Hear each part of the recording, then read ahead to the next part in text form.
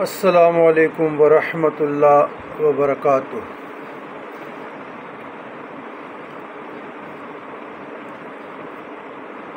اللہم صلی علی سیدنا محمد وعلی آل سیدنا محمد بارک وسلم بعدد کل شیء معلوم لک۔ عزیزان گرامی، سوال: دعا کی قبولیت کے لیے نبوی نسخہ۔ اس کا جواب: نماز پڑھنے کے بعد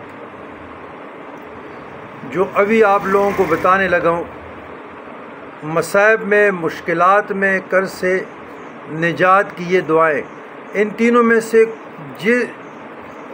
میں سے کسی کے ساتھ بھی آپ دعا کریں گے تو وہ قبول ہوگی، کیونکہ یہ اللہ تعالیٰ کے اسم اعظم والی دعائیں ہیں، اور احادیث میں، روایت میں آئے ہیں۔ بسم اللہ الرحمن الرحیم۔ اللہم انی اسألک یا اللہ بانک الواحد الاحد الصمد الذی لم یلد ولم یولد ولم یکن لہ کفوا احد ان تغفر لی ذنوبی انک انت الغفور الرحیم۔ یا یہ نماز پڑھنے کے بعد پڑھے، دعا کرے، دعا قبول ہوگی۔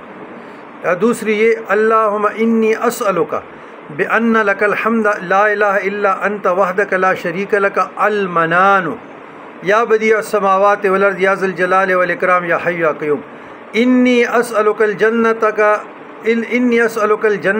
واعوذ بک من النار۔ بعض روایتوں میں یہ دو بھی آئے ہیں، انی اسألک الجنت واعوذ بک من النار۔ پھر تیسری: اللہم انی اسألک بانی اشہد انک انت اللہ لا الہ الا انت الاحد الصمد الذی لم یلد ولم یولد ولم یکن لہ کفوا احد۔ میں نے ڈی پی پر جو اسم اعظم والی دعا لگائی وہ یہ ہے: اللہم انی اسألک بان لک الحمد لا الہ الا انت وحدک لا شریک لک المنان یا بدیع السماوات والارض یا ذا الجلال والاکرام یا حی یا قیوم۔ اور سیم دوسری روایت میں ایسے آیا ہے: اللہم انی اسألک بان لک الحمد لا الہ الا انت الحنان المنان البدیع السماوات والارض یا ذا الجلال والاکرام یا حی یا قیوم۔ یہ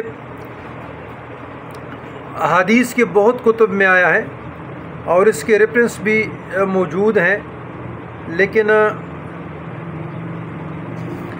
آپ لوگ ان دعاؤں میں سے جو بھی دعا پڑھے یا ڈی بی والا پڑھے اور نماز کے بعد برابر اس سے دعا کرے۔ حدیث میں آتا ہے کہ یہ اسم اعظم ہے اور اس سے دعائیں قبول ہوتی ہیں۔ تو والسلام علی من اتبع الہدی۔